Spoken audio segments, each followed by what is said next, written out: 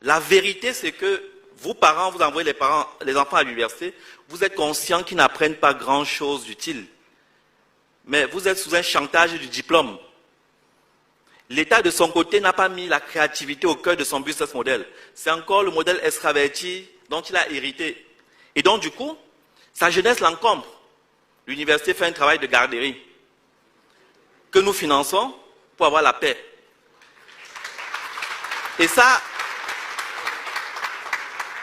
si vous prenez la santé, qui est quelque chose sur lequel nous travaillons, nous formons longuement des médecins qui, à la fin, ne savent que prescrire des molécules occidentales. Il est là, le diagnostic, c'est pour déterminer quelle molécule occidentale tu vas acheter. Les gens se forment, ils sont pharmaciens pour vendre les molécules occidentales. Toute cette médecine dite conventionnelle ne représente pas 20%. L'OMS même dit que 80% des Africains se soignent hors de cette médecine conventionnelle. Mais tous nos budgets, c'est sur cette médecine conventionnelle qui est en fait juste une courroie entre l'industrie occidentale et les malades. Donc, où est-ce qu'on se retrouve dans tout ça? Pourtant, on a un potentiel. Tous les médicaments se font à partir des plantes. On a une biodiversité extraordinaire. On doit pouvoir faire nos médicaments. On doit pouvoir construire nos intrants de santé. Qui peut faire la couverture maladie universelle en important tout? Ce n'est pas possible. Nos plantes ont des vertus et on le sait.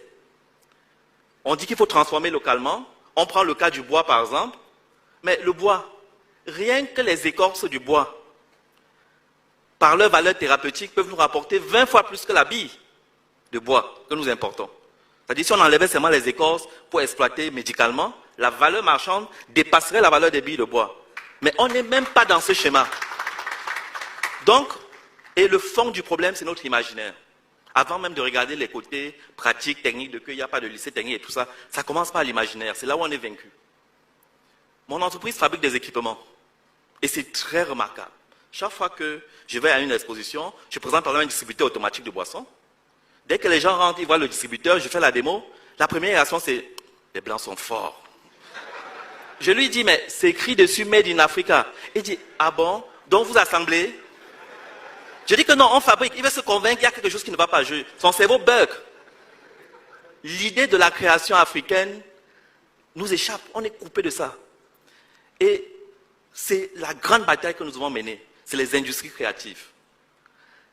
Nous encore, les gens de notre génération, tout petits, on faisait au moins les avions avec le papier, on faisait les vélos avec le bambou. Mais les enfants d'aujourd'hui sont sur les écrans. Mais qu'est-ce qu'ils regardent sur les écrans?